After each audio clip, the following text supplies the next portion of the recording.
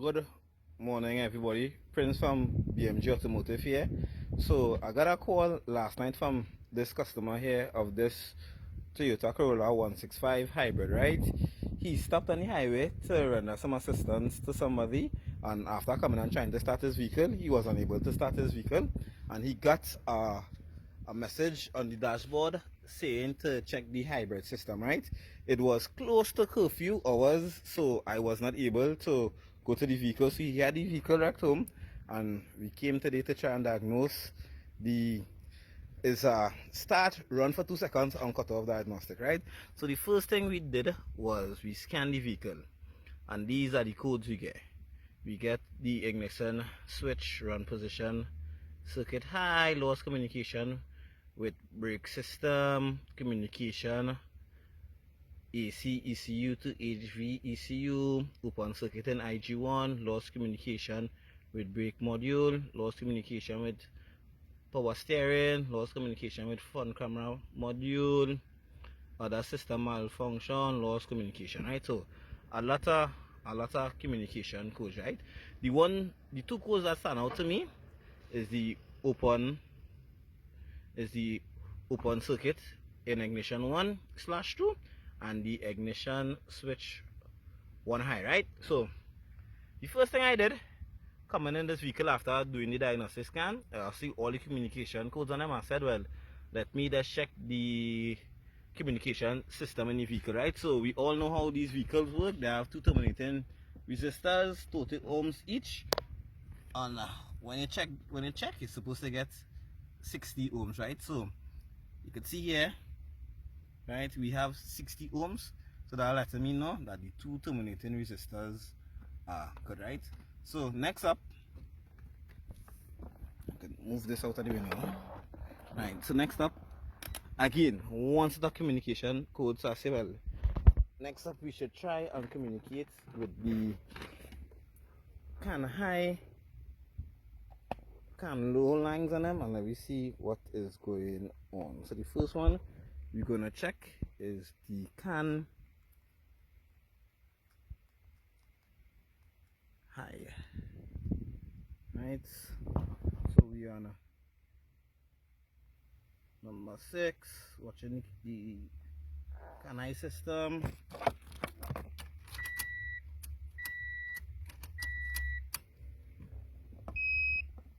Right, I don't know if you could see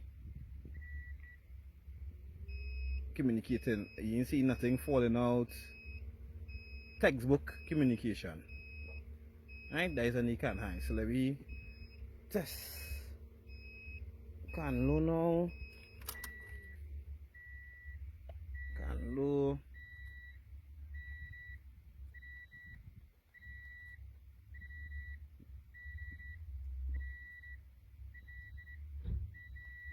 Right, so we are can low, and again perfect communication.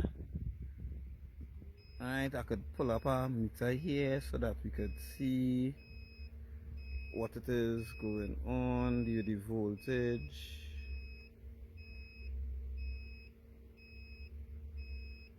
and everything good communication, right? So I'm not worried, I'm not studying communication aspect about it, right? Because we have good communication, and the cam high and cam low, they communicating with each other. We also saw that the terminating resistance in the vehicle good, right? So what I did next, let me bring it to the trunk of the vehicle so that the glare wouldn't affect us, right? What I did next, I pulled up a wiring diagram to see what controlling the ignition here, right? So this is the ignition switch, right? I followed it back to see what fuse it is controlling the ignition switch, right? So it have a 7.5 amp fuse that send power to the ignition 1, right? This is ignition 1 here, right? So went to the hybrid ECU, and we find the 7.5 amp AM1 fuse, and when I pull out the fuse, lo and behold, the fuse was blown. I don't know if you could see it. The fuse could blow, right? So I said, okay, cool. A fuse wouldn't blow just like that. Something, I'm just take off the key. To the key out, right?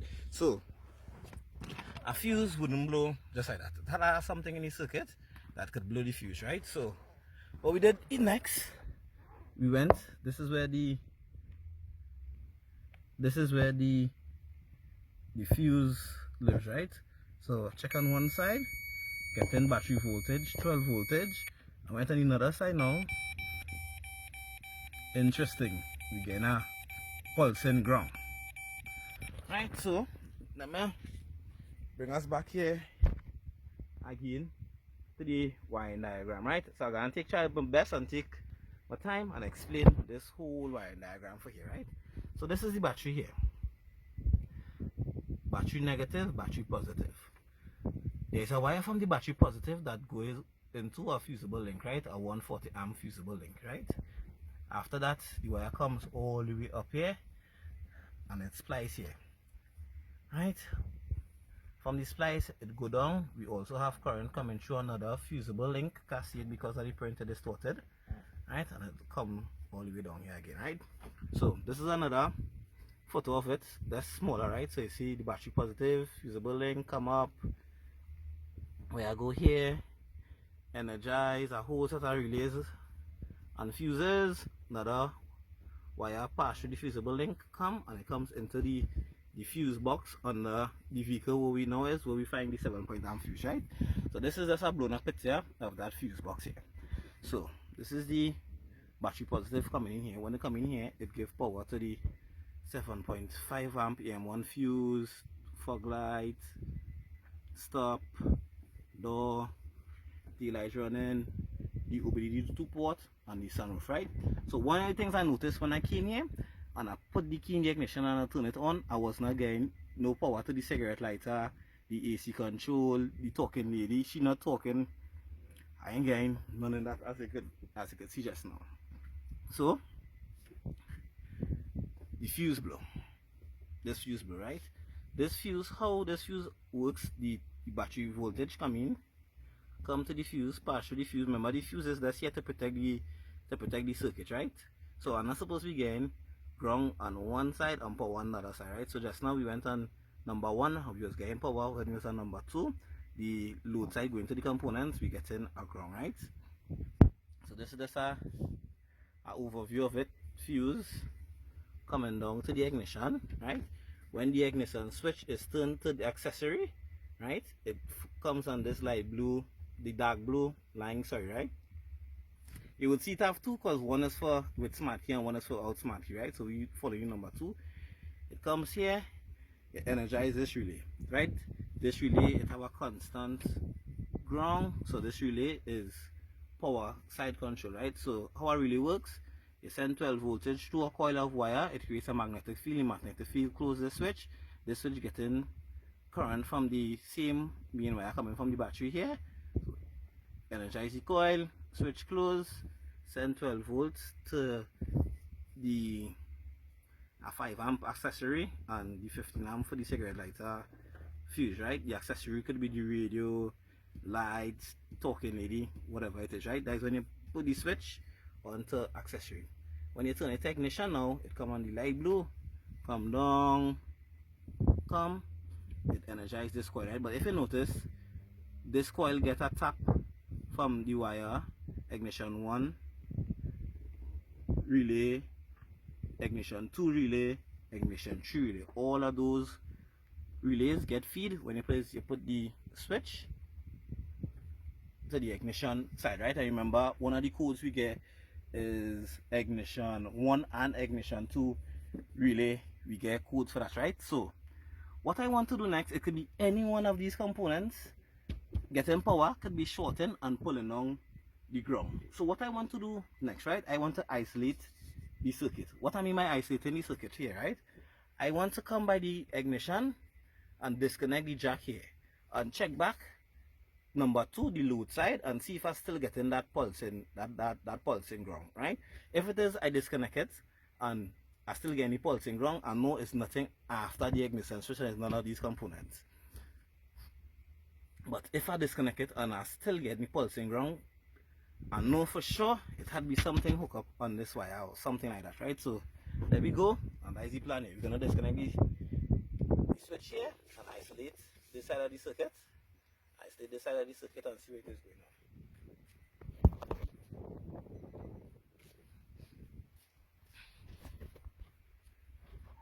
Right, so this is the ignition switch. We're gonna isolate the ignition switch so we can unplug the ignition switch. Right, ignition switch is unplugged, right? So we're going back in the fuse. Holder again. Getting 12. Right. Still getting the pulsing ground. So that let me know here. Let me just bring it back to the wire diagram here. That lets me know here that is nothing after the ignition switch. So the ignition switch good.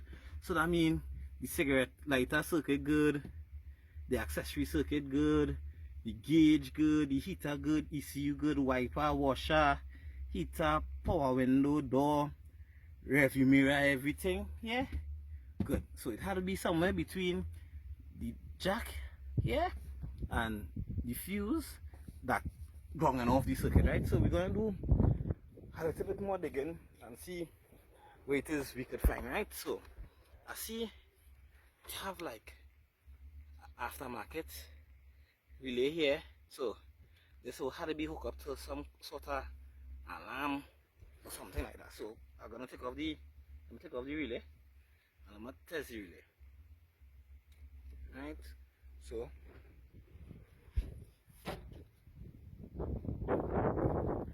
I have a relay tester here, right? How it works? Simple. I put in the relay, right? And I press test. It's supposed to light green when it's supposed to light green if the relay good. I'm not seeing it lighting green. So for the purpose of this test, let me get an next relay and see if it is I could test the relay, right? But let me just come back and test here and let me see if I still getting that. Right, 12. Still getting the pulse good. So it's not a relay. But let me just get an next relay and test it here. The next relay. Right. That one not good. Not good. I'm gonna take an next relay to test and make sure that the tester is working. Different relay. Right. Push test.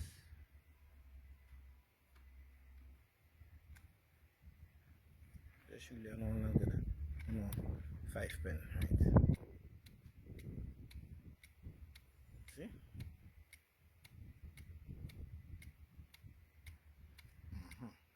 Relay testing. Good. This relay. Test it back again.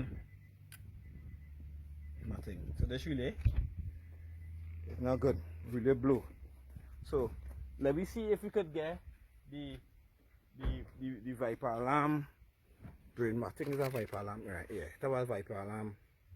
Let me see if we could find the brain for the Viper alarm and disconnect it. And then we go back. But before we do that, let me find the power wire on the jack for the capsule, and let me see if we still getting that pulsing wrong there. So again,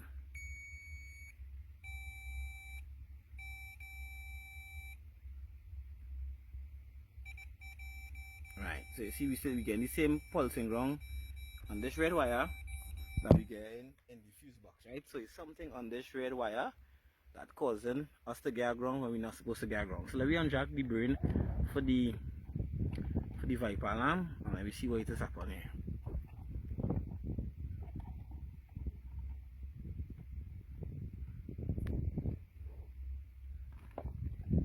So that is it unjack there. And I'm back the power probe. So go back in here again. See what we find. Right. Still have 12. Voila. No more pulsing ground on the red wire. going to the ignition capsule, so you could go back on the red wire there and let me see if we still get any pulsing wrong. Nothing. So the diagnosis is here is that the brain box for the Viper alarm is pulling the 12 volts down and blowing the fuse, right? So when it does that, it is drawing more than 7 amps and blowing the fuse. So the Viper alarm brain box will have to be replaced. So this is how we diagnose this car. No guessing, right? None of the components in the vehicle is bad. It's the aftermarket components installed on the vehicle giving us this problem here. So thank you all for watching. Any questions, any comments, please feel free to leave your comment down and we will respond to them with whatever questions you guys may have.